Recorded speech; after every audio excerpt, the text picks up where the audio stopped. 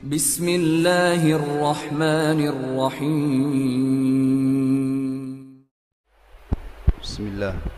Assalamualaikum warahmatullahi wabarakatuh.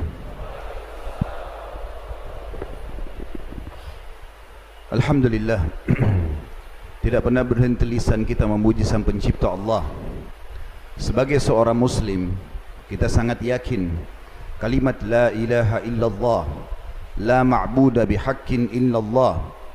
Tidak ada Tuhan yang berhak disembah di langit dan di bumi kecuali Allah. Allah adalah zat yang maha kuat, maha adil, maha bijaksana, sebenar-benar raja. Dia meluaskan rahmatnya bagi semua yang beriman, dan juga siksanya amat keras bagi orang-orang yang membangkang dan kufur. Allah dengan kemahasempurnaannya telah memudahkan kita agar berhubungan langsung dengannya dengan kalimat yang sangat mudah untuk diucapkan, penuh dengan berkah, yaitu Alhamdulillah. Maka jadilah orang yang selalu membasahi lidah dan bibirnya dengan kalimat ini. Selanjutnya kita panjatkan salam hormat kita kepada manusia terbaik, manusia yang telah membawa kepada kita hukum halal haramnya Allah, sehingga kita punya panduan hidup. Kita tahu mana yang boleh, mana yang tidak boleh, mana yang diperintahkan dan mana yang dilarang oleh Sang Pencipta Allah. Manusia yang telah dipilih langsung oleh Allah untuk menutup risalah langit, tidak lagi Nabi dan Rasul setelahnya. Manusia yang telah Allah perintahkan untuk dijadikan sebagai suri tauladan, karena memang manusia terbaik ini telah sukses menjadi seorang suami, ayah, anak, menjadi seorang murid karena pernah belajar dari Jibril alaihissalam, menjadi guru, dan juga menjadi sahabat, pakar ekonom, saudagar yang sukses, dan juga seorang politikus yang membangun negara di atas asas wahyu Al-Quran dan Sunnah. Siapa yang mengikutinya, menjadikannya sebagai suri tauladan, maka buah tidak akan jauh dari pohonnya, juga pasti akan mendapatkan kesuksesan. Dan juga mengucapkan salam hormat kepadanya satu kali saja dibalas oleh Allah subhanahu wa ta'ala dengan 10 kali rahmat. Dan rahmat Allah maknanya luas, masuk dalamnya pengampunan dosa, peninggian derajat, dan pemenuhan segala kebutuhan. Maka sangat wajar sebagai seorang muslim setelah memuji Allah Alhamdulillah, kita memanjatkan salawat dan taslim kepada Nabi besar Muhammad sallallahu wa ala alihi wa sahbihi wasallam. Pertama-tama sebelum kita memulai materi, saudaraku seiman, saya akan menjalankan hadis Nabi alaihi salatu wassalam, man la yashkurun nas la yashkurullah. Siapa yang tidak berterima kasih pada manusia, maka berarti belum berterima kasih kepada Allah. Maka pada kesempatan ini saya mengucapkan jazakumullahu khairan kepada seluruh jajaran yang telah menjadi penyebab terjadinya tabligh akbar ini, baik dari jajaran pemerintahan, pengurus masjid, seluruh panitia, dan juga sebagai tanda terima kasih saya, tadi ada di mobil saya dikasih oleh teman-teman panitia topi ini, dan dikatakan topi ini penghargaan. Maka sebagai tanda terima kasih saya akan pakai sekarang. Bismillah. Kemudian selanjutnya kita akan menyampaikan sebuah poin penting dalam setiap kegiatan setiap muslim, mengejar keutamaan sebuah ibadah. Dan keutamaan yang sedang kita maksudkan adalah keutamaan majlis ilmu. Saudaraku seiman, tidak usah lihat siapa yang menyampaikan, tapi apa yang disampaikan. Kalau yang disampaikan itu qala Allah, qala Rasul, Allah telah berfirman, Rasulullah sallallahu alaihi wasallam telah bersabda, maka ambillah. Pasti benar, karena wahyu langsung dari Sang Pencipta Allah. Dan kalau seorang muslim ingin termotivasi mengerjakan sebuah ibadah, maka kata kuncinya sederhana, cari tahu janji Allah di ibadah itu, yaitu kalau bahasa ceramahnya fadilah. Siapa di antara kita ingin supaya rajin sholat malam misalnya, maka sebelum dia kerjakan sholat malam, dia tinggal mencari keutamaan sholat malam, karena wahyu berbicara dengan hati manusia. Maka dengan izin Allah dia akan termotivasi untuk mengerjakan sholat malam. Tarik itu ke semua ibadah. Ingin rajin baca Quran, baca keutamaan Al-Quran, haji dan umrah, bakti dengan orang tua, semua ibadah cari tahu keutamaannya, karena itu akan mendongkrak dan memotivasi kita untuk mengerjakan. Sebagaimana juga saudaraku seiman, kalau kita ingin meninggalkan sebuah dosa, pelanggaran agama, maka kata kuncinya adalah membaca ancaman Allah. Kalau kita baca misalnya tentang, oh ternyata orang berzina itu dihukum seperti ini, orang riba dihukum seperti ini, dan semua dosa-dosa kita baca, maka secara otomatis dengan izin Allah kita akan meninggalkan dosa itu. Karena kita niatnya sekarang majelis ilmu teman-teman, maka kita perlu sedikit mengingatkan tentang keutamaan majelis ilmu. Butuh poin sederhana, ikhlas karena Allah Subhanahu wa taala. Bagi tadi yang hadir di sini karena diajak oleh temannya, ikhlaskan karena Allah, bukan karena teman mengajak. Bagi yang datang ke sini hanya sekedar ingin testimoni saja, mau ngetes enak gak sih hadir di majelis ilmu, ganti niatnya sekarang sebelum kita memulai karena Allah. Bagi yang datang hanya seremoni saja, meramaikan majelis, diganti niatnya karena Allah Subhanahu wa taala. Yang tidak enak sama atasannya, orang tuanya, mertuahnya, lingkungannya, maka semua harus diganti karena Allah Subhanahu wa taala.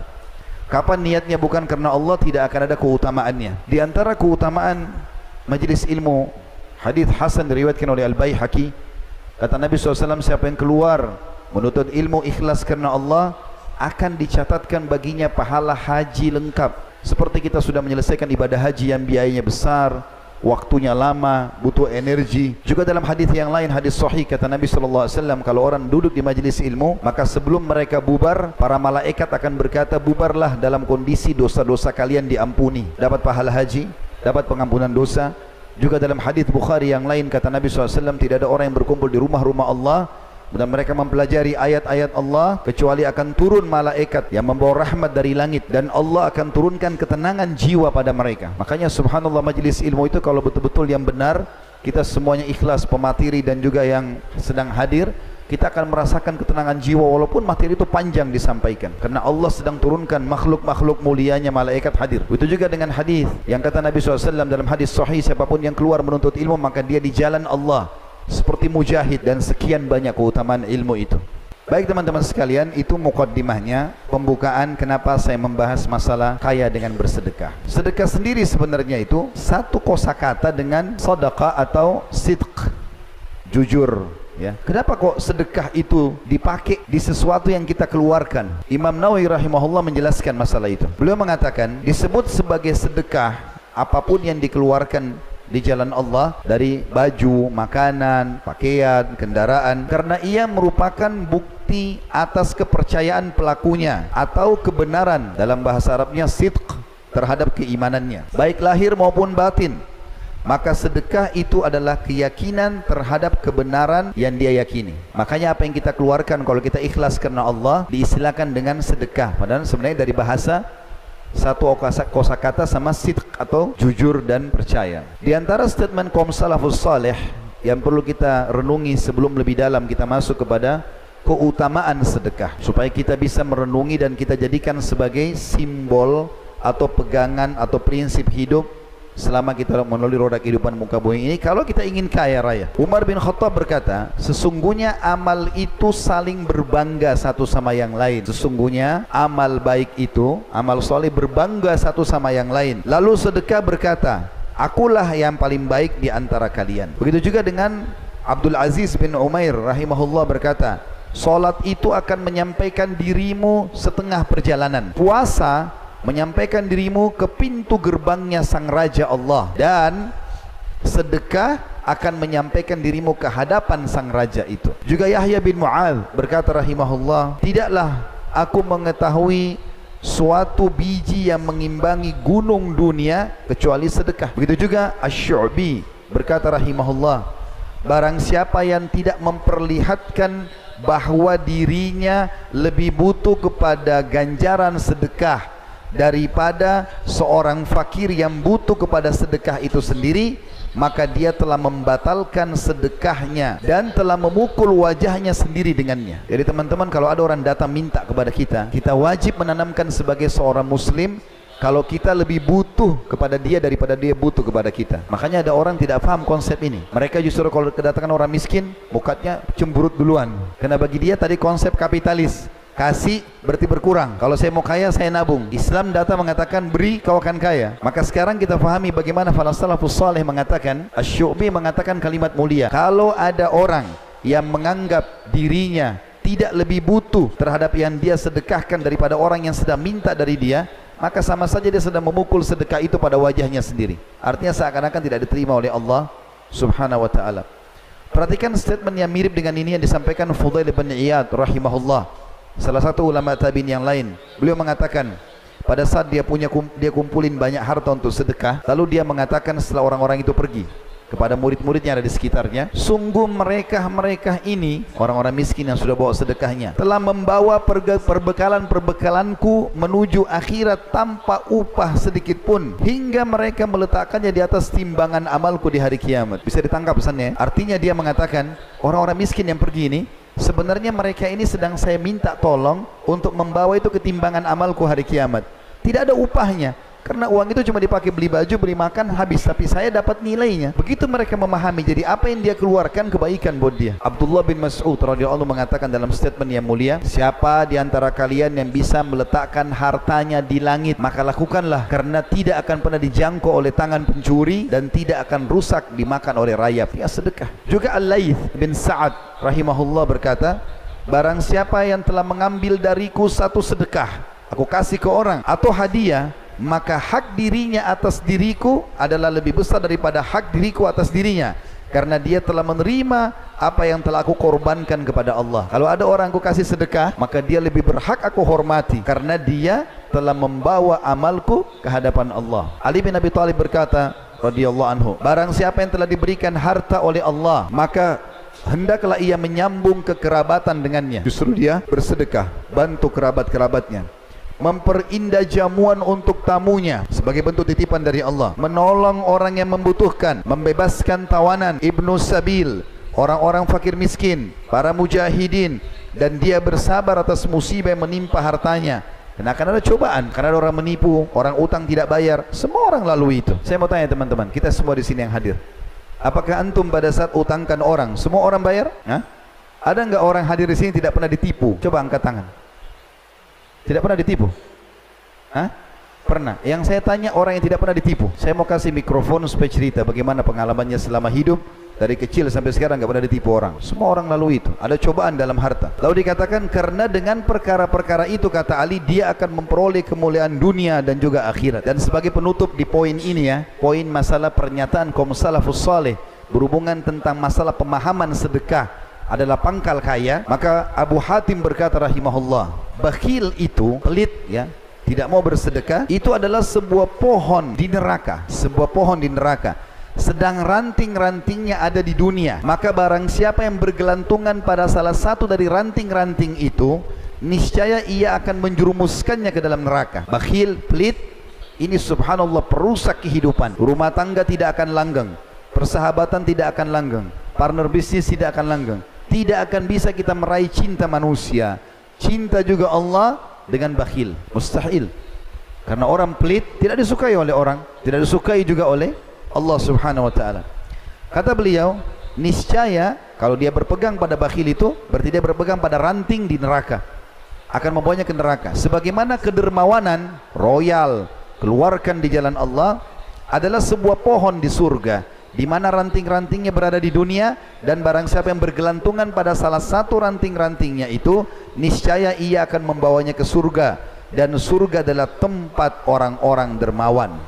Yang paling pertama teman-teman sekalian, sebelum kita masuk ke 9 poin manfaat daripada bersedekah, dan salah satunya adalah judul kita, kaya dengan bersedekah itu sendiri, dan kita sebutkan dalilnya insyaallah. Kita perlu dulu menjelaskan hal yang mendasar sekali. Ada perbedaan antara zakat dengan sedekah.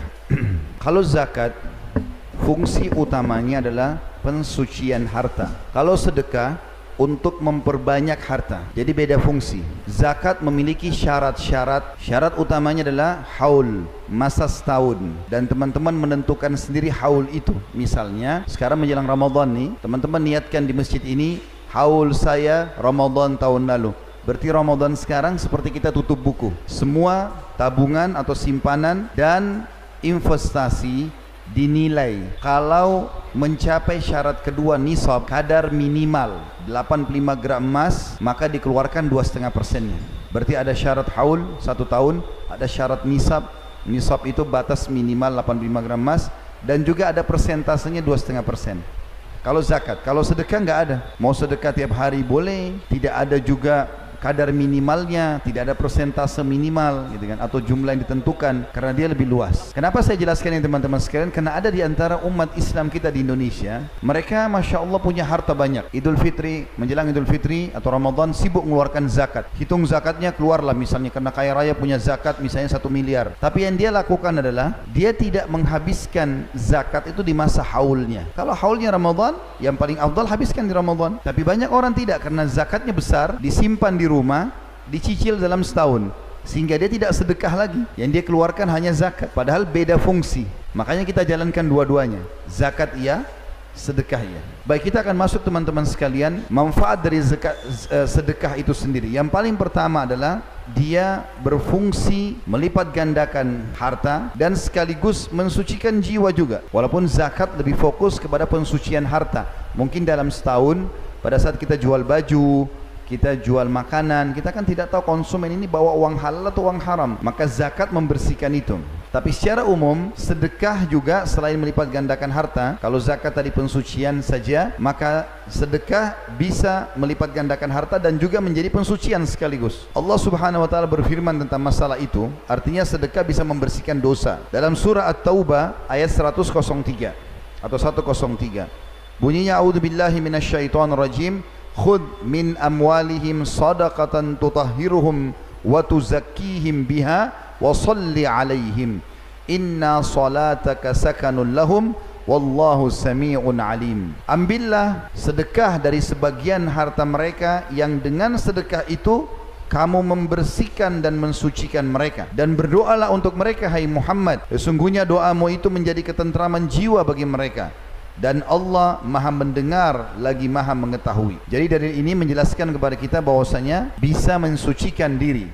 Kata sebagian ulama, pensucian diri maksudnya adalah disucikan oleh Allah dari segala dosa, dari segala sifat-sifat buruk dan penyakit-penyakit hati, di antaranya pelit. Subhanallah, orang yang suka sedekah ini, Bapak Ibu sekalian, awet muda. Kok bisa awet muda Ustaz? Karena orang yang biasa sedekah kan biasa memberi. Orang yang biasa memberi, maka sudah tidak ada lagi ketergantungan dengan hartanya. Walaupun dia kehilangan harta, maka dia anggap biasa sama dia, karena dia sudah biasa mengeluarkan. Beda dengan orang yang bakhil, maka hilang satu barang saja itu akan dikenang bertahun-tahun. Hilang handphone 10 tahun pun masih diingat. Hilang pulpen setahun itu terus dibahas. Orang kalau suka sedekah, hilang handphonenya, pembersihan dosa, beli baru, selesai. Awet muda dia. Yang kedua teman-teman sekalian, sedekah ini adalah bukti ketundukan kepada Allah dan Rasulnya, bentuk keimanan, dan terlalu banyak ayat yang menjelaskan tentang masalah sedekah ini. Kita akan menyebutkan misal contoh ayat-ayat yang berhubungan dengan masalah jihad. Hampir semuanya ayat-ayat yang sekian banyak itu Allah mulai dengan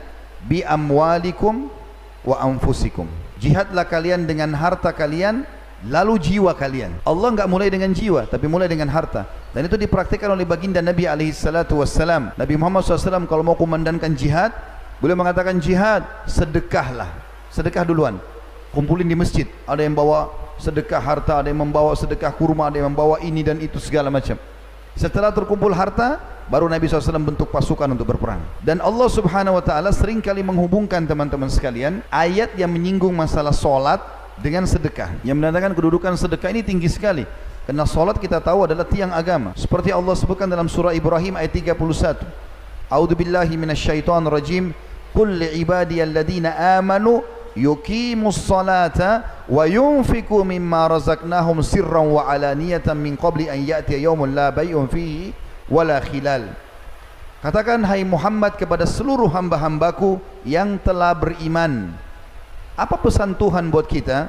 Allah SWT mengatakan, hendaklah mereka selalu mendirikan salat. Azan absen diri 1 hari 5 kali.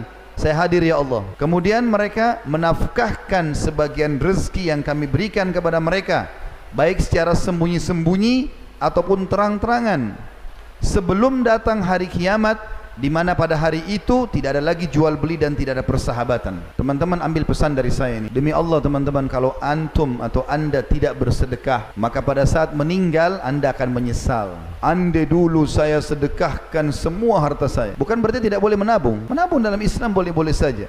Tetapi para salafus salih mempraktikkan, mereka sedekah. Dengan sedekah makin banyak keuntungannya. Abdurrahman ibn Auf radhiyallahu anhu terkenal orang kaya raya, sahabat Nabi yang masyhur. Selalu simbolnya salah satunya adalah kekayaannya. Dia pernah berpikir tentang hartanya yang banyak ini, mau diapakan harta ini. Dia takut hisab hari kiamat. Bagaimana caranya habiskan harta? Dibagi-bagiin sama semua orang. Masih banyak, sudah dibagi-bagi masih banyak. Bagaimana solusinya nih? Lalu dia cari tahu siapa di Madinah, karena rata-rata pedagang kurma semuanya, yang kebun kurmanya gagal panen tahun itu. Sengaja dia cari yang gagal panen. Mana yang gagal panen? Rupanya ada satu orang, satu kebun, ratusan pohon kurma gagal panen. Sekian ton banyak kurma. Nggak ada yang beli.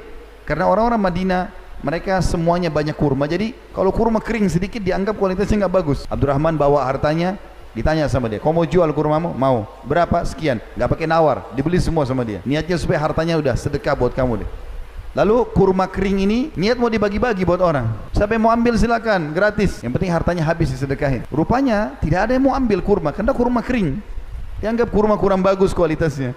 Dan di Madinah orang bisa beli kurma banyak. Abdurrahman berpikir, harta sudah saya sedekahkan, tapi ada kurma kering tertinggal nih. Ya Allah, mudahkan nih, bagaimana solusinya? Subhanallah, baru 2 hari berlalu, ada utusan dari kepala suku di Yaman. Rupanya dengan hikmah Allah subhanahu wa ta'ala, mereka tertimpa penyakit, dan obatnya itu harus kurma kering. Cari di Madinah, Madinah tempat ada kurma. Siapa yang punya kurma kering? Nggak ada kecuali Abdurrahman. Maka utusan Yaman ini membeli double-double dari harga yang Abdurrahman sudah keluarkan. Allah datangkan rezekinya, subhanallah. Teman-teman sekalian, ayat Al-Quran mengingatkan kepada kita, tadi saya baca, segeralah mendirikan solat, sedekahkan sebelum datang hari, kau akan menyesal hari kiamat nanti. Juga dalam surah Al-Baqarah, Allah subhanahu wa ta'ala berfirman, Al-Baqarah ayat 254, A'udzubillahi minasyaitonirrajim, Ya ayyuhalladzina amanu, hai orang-orang beriman, yang beriman yang dipanggil, anfiku mimma razaqnakum min qabli an ya'tiya yaumun la bay'un fihi wala khullatun wala syafa'ah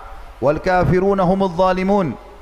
Hai orang-orang beriman, segera sedekahkan, belanjakan, infakkan hartamu, infakkan atau sedekahkan sebagian dari rezeki yang kami berikan kepadamu sebelum datang hari yang pada hari itu tidak ada lagi jual beli dan tidak ada lagi syafaat.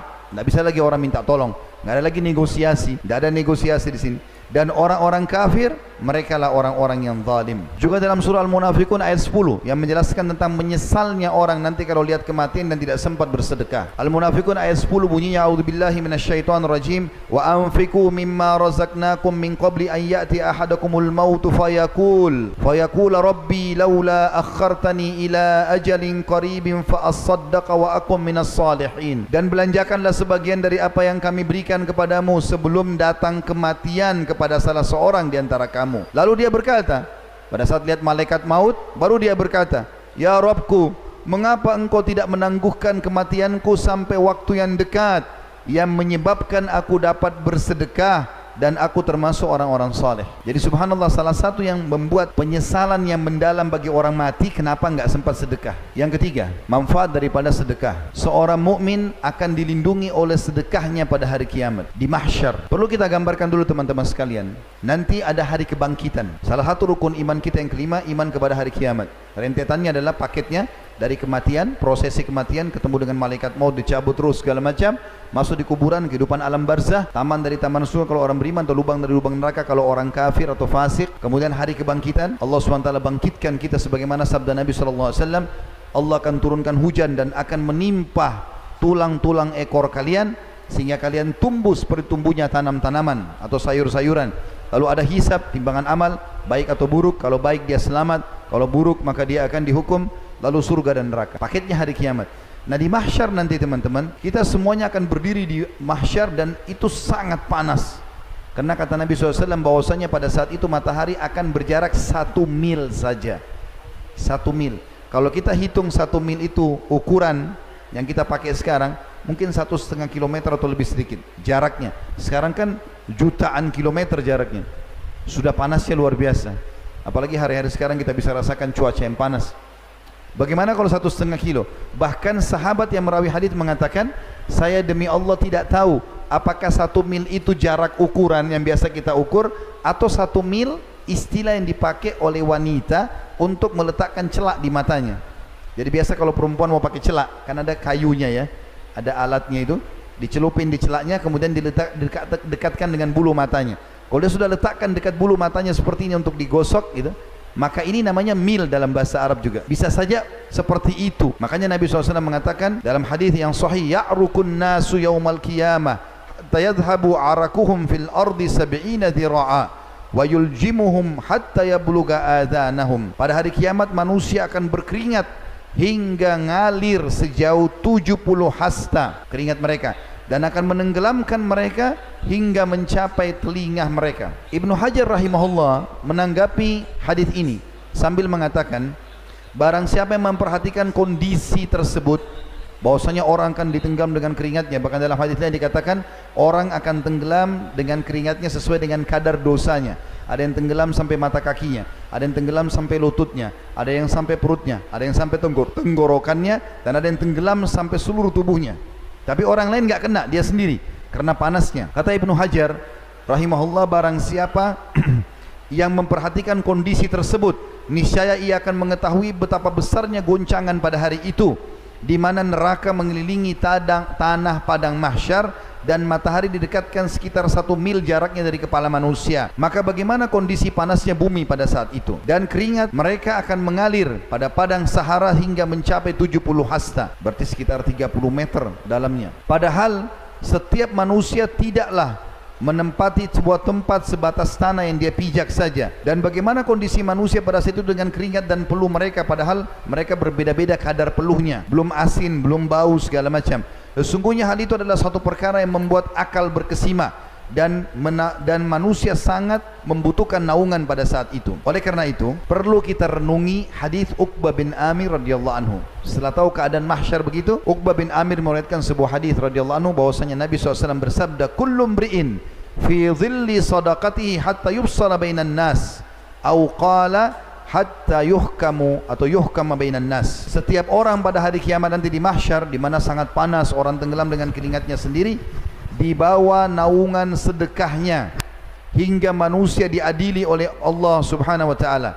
Dan Nabi SAW mengatakan, atau dalam riwayat lain, hingga keputusan di antara manusia ditetapkan dalam pengadilan Allah. Abul Khair berkata, seorang perawi hadis, tidaklah suatu hari dilewati melainkan dia bersedekah, atau dikatakan tentang Abul Khair bahwasanya tidaklah lewat sehari kecuali dia bersedekah, walaupun hanya dengan sepotong roti, kue, ataupun sebutir bawang, karena takutnya nanti jangan sampai sedekahnya tidak menolongnya di mahsyar. Juga bagi orang yang suka bersedekah, Allah Subhanahu wa taala memudahkan Rasulnya Muhammad SAW menyampaikan kepada kita ada 7 golongan yang akan dinaungi oleh Allah di hari kiamat, di mana tidak ada naungan kecuali naungan Allah, tidak kena panas, tidak tenggelam dengan keringat. Dari 7 ini salah satunya adalah warajulun tasaddaqa bisadaqatin fa akhfaha hatta la ta'lama shimalu wa tunfiqu yaminu. Seseorang yang sibuk bersedekah dengan tangan kanannya sampai-sampai tangan kirinya tidak tahu apa yang dikeluarkan oleh tangan kanannya. Saya teman-teman sekalian, yang keempat, manfaat dari sedekah. Sedekah itu akan menghindarkan dari musibah dan menjauhkan dari kematian buruk atau su'ul khatimah. Di dalam hadis diriwayatkan oleh Abu Umamah radhiyallahu anhu bahwasanya baginda Nabi SAW bersabda, "Sana'iul ma'ruf taqiyu masari'as su wa sadaqatus sir tudfi'u ghadabar rabb wa silatur rahim tazidu fil umur." Artinya, perbuatan-perbuatan baik, ketaatan-ketaatan kepada Allah akan menghindarkan diri dari pintu-pintu keburukan, musibah, cobaan. Semua orang, kata ulama hadis, yang rutin bersedekah, setiap ada cobaannya tertepis atau dia jadi mudah melewatinya. Sedekah yang tersembunyi itu bisa meredam amarahnya Rabb. Kalau dia buat salah kan biasanya Allah marah, Allah akan hukum dia, tapi enggak jadi Allah hukum karena sedekahnya. Dan menyambung silaturahim akan menambah umur. Hadis ini sanadnya hasan, diriwayatkan oleh At-Tabarani. Ibnu Abu Ja'ad rahimahullah menanggapi hadis ini sambil mengatakan, sesungguhnya sedekah benar-benar akan menghindarkan seseorang dari 70 pintu keburukan. Bahkan ada hadis Nabi SAW yang diriwayatkan oleh Anas bin Malik radhiyallahu anhu yang berbunyi, inna sadaqata la tudfi'u ghadabar rabb wa tadfa'u an mitati su. Ketahuilah sesungguhnya sedekah itu, kata Nabi SAW, dapat memadamkan amarah Rabb. Kalau ada orang buat dosa, Allah akan hukum, tapi karena dia sedekah, Allah hilangkan murkahnya itu dan menghindarkan dia dari kematian buruk. Ibnu Arabi Al-Maliki berkata, Yang dimaksud dengan hakikat kematian buruk adalah kematian dalam kondisi melakukan kemaksiatan. Dan Al-Mubarakfuri berkata, Al-Iraqi berkata, secara zahir maksud kematian buruk adalah kematian yang mana Rasulullah sallallahu alaihi wasallam berlindung kepada Allah darinya, berupa kehancuran, jatuh, tenggelam, kebakaran, tergoda syaitan saat menghadapi maut, dan terbunuh saat lari dari medan perang. Semua itu bisa seseorang selamat karena sedekahnya. Juga dalam hadis Bukhari, Nabi SAW mengatakan, sesungguhnya dosa-dosa akan terlintas dalam hidup kalian, dan itu akan dimaafkan dengan solat, puasa, dan sedekah. Jadi dia membersihkan kesalahan-kesalahan tersebut. Kata ulama, orang yang rutin bersedekah Allah akan selamatkan. Yang penting sedekahnya dari sumber yang halal. Perlu teman-teman garis bawah juga poin penting, kita kuatkan di poin keempat ini. Sedekah yang paling afdal adalah sedekah yang sumbernya benar, halal, dikeluarkan di jalan yang benar. Antum kerja, dagang, halal, modalnya halal, produknya halal, sistemnya halal, dikeluarkan, sumbang untuk masjid, rumah anak yatim, bakti orang tua, jamu tamu, itu yang paling afdal. Dan ini yang bisa menyelamatkan dari masalah. Yang kedua, yang ketiga, dan keempat ini masalah, bahkan bisa jadi hukuman bagi dia. Yang kedua, ini yang bisa masalah, adalah sumbernya halal, jelas dia halal, dagangnya, modalnya, segala macam, gajinya sebagai pegawai halal, tapi dikeluarkan ke yang haram, dipakai berzina, dipakai menipu, dipakai ini dan itu. Ini bisa berbahaya bagi dia, tidak ada manfaatnya, tidak dapat manfaat tadi. Yang ketiga juga sama buruk, sumbernya halal, sumbernya haram, tapi dikeluarkan pada yang halal. Misal hasil korupsi, pencurian, manipulasi, mencuri, ya, kemudian dikeluarkan untuk haji dan umrah, nggak diterima. Karena kata Nabi SAW, Inna Allah tayyibun la yakbalu illa tayyiba. Allah suci dan bersih, tidak terima kecuali suci dan bersih. Yang terakhir, yang keempat, yang paling buruk, sumbernya haram, keluar yang haram, hasil pencurian dipakai berzina. Ini yang paling berat. Oleh karena itu kita harus fokus, harta kita harus sumbernya halal, kemudian dikeluarkan pada yang halal. Nabi SAW mengatakan, ni'ma malus salih biyadi abdis salih. Sebaik-baik harta adalah yang saleh, yang halal, yang baik, kemudian di tangan orang yang saleh, karena dia akan keluarkan pada kebaikan-kebaikan. Yang kelima, sedekah itu akan menjadi bukti tentang keimanan dan saksi pada hari kiamat. Disebutkan dalam sebuah hadis Nabi SAW, dan hadis ini diriwayatkan oleh Imam Muslim, at-tuhuru syatrul iman, walhamdulillahi tamla'ul mizan, wa subhanallahi walhamdulillahi tamla'ani atau tamla'a atau tamla'u ma bainas samawati wal ard, wassalatu nur, wassadaqatu burhan, wassabru diya, wal qur'anun hujjatun laka aw alaik. Kullun nasi yakdu fabayu nafsahu famu'tikuha aw mubikuha. Terjemahannya, bersuci itu bagian daripada iman. Maaf cebok, dari buang yang besar, buang yang kecil. Bersuci dari badan, pakaian, tempat, disunnahkan oleh Nabi SAW, bahkan itu adalah bagian daripada keimanan. Mandi wajib dari junub, mandi Jumat bagi laki-laki, kemudian mandi haid dan nifas bagi perempuan, itu bagian daripada keimanan. Alhamdulillah yang sering diucapkan akan memenuhi dan memberatkan timbangan. Subhanallah walhamdulillah, kalau ditambah dengan alhamdulillah, digabungkan dengan subhanallah, maka akan memenuhi pahalanya antara langit dan bumi. Seringnya orang mengucapkan subhanallah alhamdulillah gitu kan. Kemudian solat itu akan menjadi cahaya, sedekah itu akan menjadi bukti dan saksi pada hari kiamat. Sabar itu pelita hidup, sedangkan Al-Quran itu adalah hujjah untuk memberimu pahala kalau kau baca dan amalkan, dan hujjah akan menghukummu apabila kau mengabaikannya. Ingatlah kata Nabi SAW, setiap manusia berusaha dan menjual dirinya, maka di antara mereka ada yang membebaskan dengan kebaikan dan ada yang menghancurkan dengan kemaksiatan. Saksi bahasan kita, as-sadaqatu burhan.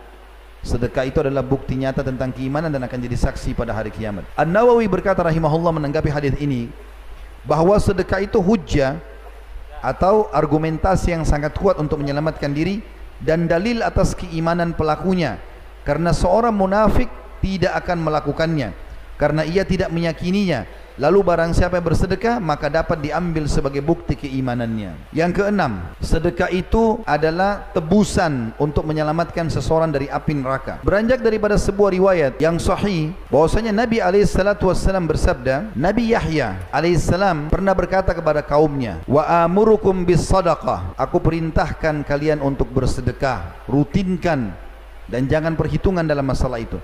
Fa inna mathala dzalika kamathali rajulin asarahul adu fa awthaku yadahu ila unukihi wa qaddamuhu liyadribu unuqah. Karena perumpamaan seseorang nanti hari kiamat seperti orang yang sedang ditawan oleh musuh, lalu kedua tangannya dibelenggu di lehernya dan mereka membawanya untuk dipenggal lehernya. Faqal ana afdihi minkum bil qalili wal katsir fafada nafsahu minhum. Lalu kemudian dia berkata, aku akan menebus kalian dengan harta-hartaku ini.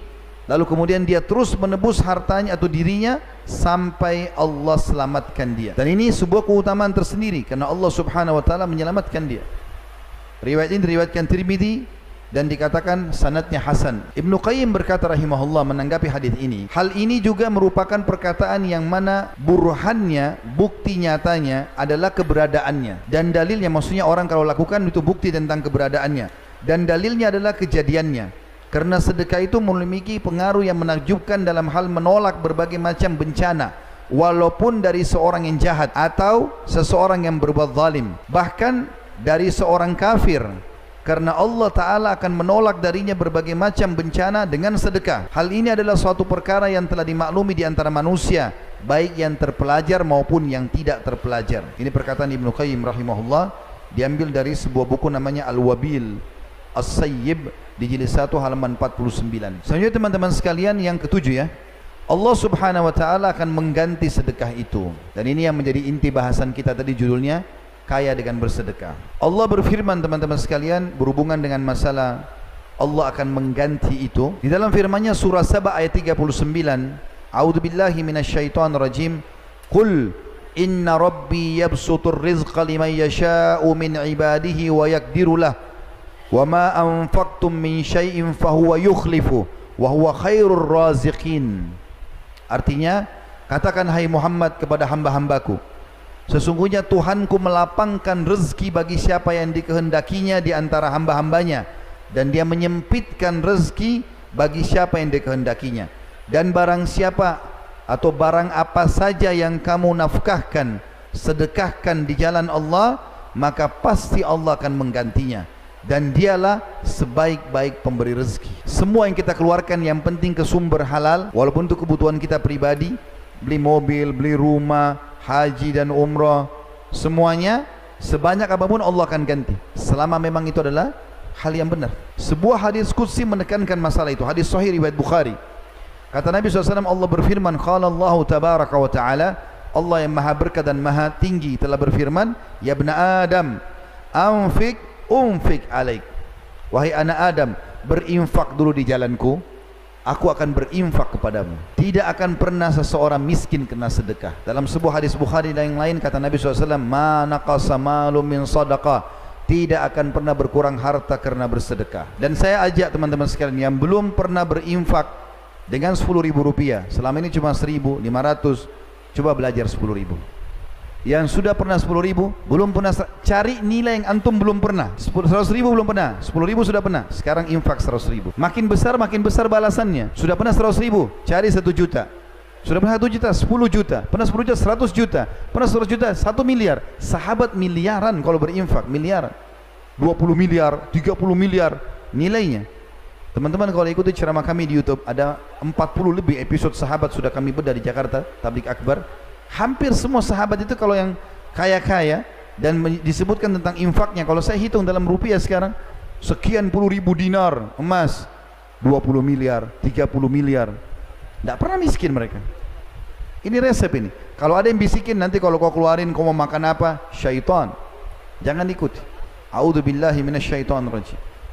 Tidak mungkin Allah dan Rasulnya salah. Pernah ada sahabat teman-teman, adik kakak, si kakak sakit perut, adiknya datang ke masjid lalu mengatakan, ya Rasulullah, kakakku lagi sakit perut. Kata Nabi SAW, berikan dia madu, kasih madu. Ini contoh yang lain ya, untuk menguatkan keyakinan kepada Allah dan Rasulnya. Berikan dia madu. Karena Nabi SAW mengatakan, kesembuhan ada di 3 hal: meminum madu, kemudian sayapan bekam, ngeluarin darah kotor, dan kai. Kai itu menempelkan besi panas. Lalu kata Nabi SAW, dan aku melarang umatku menggunakan kai. Maka waktu orang ini datang mengatakannya, Rasulullah, kakak saya sakit perut. Kata Nabi, kasih madu. Rupanya dikasih madu, kakaknya dia pulang lagi. Kakak saya masih sakit ya Rasulullah. Seakan-akan gak yakin nih. Apa kata Nabi SAW? Allah pasti benar dan perut kakakmu yang bohong. Sabar, pasti sembuh. Tidak mungkin tidak. Nggak ada keraguan bagi seorang mukmin. Tahu teman-teman apa yang membuat Abu Bakar radhiyallahu anhu punya kedudukan tinggi di sisi Allah? Sampai dari semua sahabat yang dapat julukan Siddiq, yang akan menemani nabi-nabi di surga, minan nabiyina was siddiqin, nabi-nabi dan orang siddiq. Abu Bakar satu orang yang dapat julukan Siddiq. Kenapa? Semua yang Allah dan Rasulnya ucapkan pasti benar. Mau masuk akal nggak masuk akal pasti benar. Waktu kejadian Isra Mi'raj, ya, orang-orang Quraisy bilang, Abu Jahal bilang sama Abu Bakar, ini teman Muhammad sudah gila. Masa ngaku Isra jalan di malam hari ke Palestina? Waktu itu kalau orang mau jalan, waktu itu belum ada pesawat segala macam, orang harus menunggangi kuda terkuat, anak muda yang punya kekuatan full, 1 bulan jalan non-stop baru sampai ke Palestina.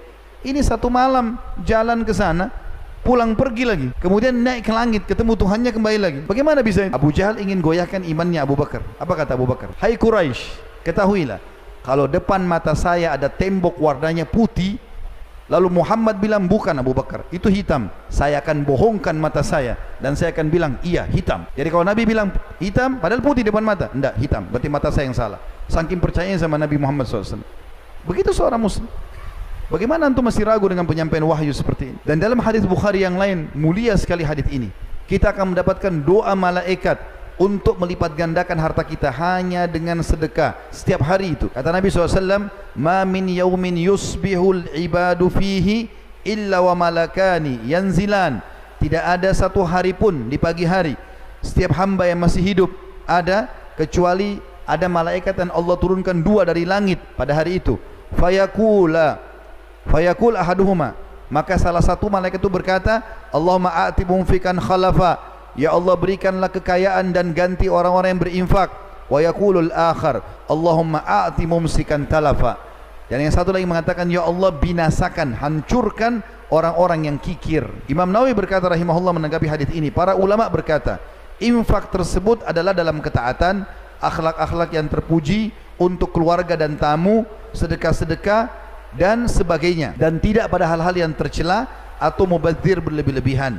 Sedangkan infak yang menahan diri dari hal yang tercela, dalam infak adalah hal yang positif.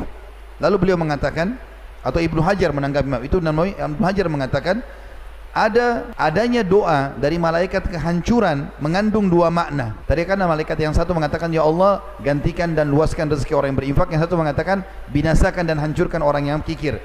Kata Imam Ibnu Hajar rahimahullah mengandung 2 makna. Allah hancurkan di sini. Yang pertama, dihancurkan hartanya sendiri. Yang kedua, dihancurkan jiwanya. Artinya Allah buat dia sakit, buat masalah segala macam karena tidak pernah berinfak. Ini resep yang sangat luar biasa teman-teman sekalian. Yang ke-8, tentu tinggal 2 saja. Yang ke-8 adalah sedekah itu termasuk yang tidak akan pernah terputus setelah meninggal orang. Hadis yang masyhur yang sudah kita tahu sama-sama. Hadis ini diriwayatkan oleh Imam Muslim, idza mata ibnu Adam inqata 'amaluhu illa min 3. Kalau anak Adam meninggal dunia, terputus sumber pahalanya kecuali dari 3 sumber yang pasti. Lalu Nabi SAW sebutkan yang pertama, shadaqatun jariyah, sedekah yang dikeluarkan yang terus bermanfaat, wakaf tanah, bangunan masjid, rumah anak yatim, Al-Quran yang dibaca, segala macam, jalan, jembatan, itu semuanya. Au ilmin yuntafa'u bih, atau ilmu yang bermanfaat yang disebarkan, awaladin salihin yad'ulah, atau anak soleh yang mendoakan dia. Kata para ulama, perhatikanlah baik-baik wahai saudaraku dari hadis ini. Ternyata Nabi SAW menyebutkan yang paling pertama membuat selalu pahala kita bertambah setelah kita meninggal adalah sedekah. Maka yang tertinggal adalah amal yang kita lakukan. Makanya teman-teman sekalian, sebuah hal yang sangat mulia, kaum salafus salih, ya, itu selalu bersedekah. Dikatakan bahwasanya Abdullah bin Umar radhiyallahu anhuma setiap hari bersedekah walaupun hanya dengan sebutir bawang. Ada sebuah kisah unik dari Aisyah radhiyallahu anha ummul mukminin. Satu waktu beliau pernah berpuasa, lagi berpuasa, kemudian sudah mau menjelang buka puasa. Berapa saat lagi azan maghrib. Dia tanya pembantunya di rumah, ada makanan enggak? Kata pembantunya, tinggal roti ini, ada roti 1. Dan biasanya kalau orang lagi tidak punya makanan apa-apa, kalau ada ada harta biasanya pakai roti sama madu. Ini nggak ada, maka rotinya cuma dicelup di minyak saja supaya ada rasanya. Cuma ini ya Ummul Mukminin, roti ini sama minyak. Kata Aisyah radhiyallahu anha, tidak apa-apa, siapin untuk buka puasa. Menjelang berapa saat mau buka puasa nih, bayangkan tidak ada makanan, tidak ada apa-apa di rumah. Lalu kemudian ada orang ketuk-ketuk pintu rumah Aisyah radhiyallahu anha. Diketuk-ketuk. Setelah ketuk teman-teman sekalian, dibuka oleh pembantunya Aisyah. Banyak orang miskin minta makanan. Maka kemudian pembantu ini bilang, Ummul Mukminin, ada orang miskin minta. Kata Aisyah, kasih roti itu. Jangan potong-potong, kasih semua. Tapi kita tidak ada untuk buka puasa. Kasih saja. Tidak usah khawatir. Dengan zat yang tidak akan pernah mati selamanya. Allah SWT. Kasih aja. Dikasih sama pembantu tersebut. Subhanallah, orang miskin itu dikasih. Baru berapa langkah dia jalan, belum hilang bayangannya, masih ada. Ada satu masyarakat Madinah ngirim ke rumah Aisyah, karena tahu Aisyah puasa, 1 ekor kambing. Pakai za'faran, wangi-wangian, roti gandum, nampan besar, bisa 20 orang makan. Kirim, ketuk rumah. Baru ini, baru hitungan detik. Diketuk, dibuka sama pembantunya Aisyah. Kenapa? Ini ada makanan buat buka puasanya Ummul Mukminin. Maka pembantu itu bilang, Ummul Mukminin, ada makanan. Alhamdulillah, datangkanlah. Terima kasih, jazakallahu khair, pergilah orang itu. Lalu makanlah buka puasa mereka berdua. Setelah kenyang, masih banyak ini untuk 20 orang. Kata Aisyah sambil senyum, lihatlah, sesungguhnya kambing ini lebih baik daripada rotimu tadi. Allah akan balas teman-teman sekalian. Tidak usah khawatir. Bahkan Allah SWT mengatakan dalam Al-Quran, A'udzubillahi minasyaitonirrajim, Man ja'a bil hasanati falahu asyru amthaliha. Siapa yang melakukan satu perbuatan baik, maka pasti Allah akan balas dengan 10 kali lipat. Minimal itu. Minimal. Yang terakhir teman-teman sekalian adalah keutamaan yang ke-9. Sedekah itu bisa menghapuskan dosa-dosa. Sebagaimana hadis Muadz bin Jabal radhiyallahu anhu disebutkan dalam Sunan Tirmidzi dengan sanad sahih. Nabi SAW bersabda, As-sadaqatu tudfi'ul khati'ata kama yudfi'ul ma'un nar. Sedekah itu menghapus kesalahan sebagaimana air memadamkan api. Jadi ada dosa-dosa yang dimaafkan oleh Allah karena sedekah. Abdullah bin Abbas, Abdullah bin Umar radhiyallahu anhu majma'in berkata, kalau aku punya perkara yang belum selesai atau doaku belum diijabah, maka aku sengaja keluar mencari orang miskin untuk aku bersedekah padanya. Dan dengan itu Allah Subhanahu wa taala memudahkan urusanku. Sekian banyak keutamaan teman-teman sekalian. Resep yang sederhana, sedekah. Kalau untuk investasi yang sebenarnya, lihat tuh kantong-kantong investasi yang besar orang-orang miskin di sebelah rumah yang tiap hari minta makanan di pasar. Mereka tempat-tempat investasi yang besar. Tadi saya dengar ada penawaran untuk infak karpet masjid, untuk infak renovasi ini, untuk penyelesaian ini. Tadi ketua masjid sempat bilang sama saya, masjid ini kami bangun dengan swadaya masyarakat. Kesempatan teman-teman. Kata Nabi SAW, Man bana masjidan lillahi banallahu lahu baitan fil jannah. Siapa yang membangun masjid untuk Allah di muka bumi, Allah akan bangunkan istana baginya di surga. Istana di surga. Maka ada sahabat mengatakan, ya Rasulullah, tidak semua orang bisa berinfak sebesar itu. Maksudnya bangun masjid itu besar biayanya. Kayak ini kalau tidak salah sudah berapa? 22 miliar apa tadi dikatakan. Tidak semua orang bisa infak itu. Apa kata Nabi SAW? Pahala itu, istana di surga, akan dikasih oleh Allah walaupun orang membangun masjid di muka bumi, berinfak buat masjid hanya seperti sarang burung. Artinya kalau kita berinfak hanya bisa 10.000 rupiah, lalu digabungkan dengan uang-uang yang lain, dicampur jadi semen, jadi batu, kita juga dapat istana di surga. Dan Allah Maha Adil. Ini kalimat penutup saya. Allah Subhanahu wa taala Maha Adil teman-teman sekalian. Allah menilai sesuai dengan niat dan upaya kita. Pernah ada sahabat mengeluarkan infak 1 dirham, yang satu lagi 100 dirham. Beda jauh ini. 1 dengan 100. Maka Nabi SAW mengatakan, Allahu Akbar, Allah Maha Besar. 1 dirham mengalahkan 100 dirham. Artinya ini pahalanya lebih besar. Dengan suara keras. Maka sahabat ini mengatakan, ya Rasulullah, bagaimana kami memahami itu? Secara kuantitas, jelas jumlahnya 100 lebih banyak daripada 1. Apa kata Nabi SAW? Karena yang berinfak, bersedekah 1 dirham, tidak punya kecuali itu. Maka Allah nilai dia bersedekah seluruh hartanya. Sementara yang berinfak 100 dirham, punya banyak uang, sehingga 1 dirham itu kecil. Antum cuma punya uang 10.000 di kantong, nggak ada uang lagi. Antum infakkan, Allah nilai antum berinfak seluruh harta. Ada orang mungkin berinfak 100 juta, tapi uangnya 20 miliar. 100 juta jadi kecil nilainya. Maka Allah dengan kemahadilannya menilai seperti itu, dan akan membalas sesuai dengan kadar perbuatan kita. Oleh karena itu teman-teman, kaya itu diraih dengan sedekah. Allahu a'lam. Sebagai penutup, selalu kita doakan saudara kita di Palestina, di Syria, di Yaman, di Irak, di Myanmar, di Ahsa, dimanapun mereka berada sedang tertindas. Semoga Allah ikhlaskan niat mereka, terima para syuhada mereka, mulakan Islam di tangan mereka dan tangan kita semua, dan semoga Allah ikut sertakan kita bersama mereka di pahala, baik dengan doa, dengan harta, juga dengan jiwa kita. Dan semoga Allah dengan kemahamurannya menyatukan kita semua di surga firdausnya tanpa hisab, disatukan dalam majlis ilmu yang mulia ini. Kalau benar pasti dari Allah, kalau salah dari saya mohon dimaafkan. Subhanakallahumma bihamdika, asyhadu an la ilaha illa anta, astaghfiruka wa atubu ilaik. Wassalamualaikum warahmatullahi wabarakatuh.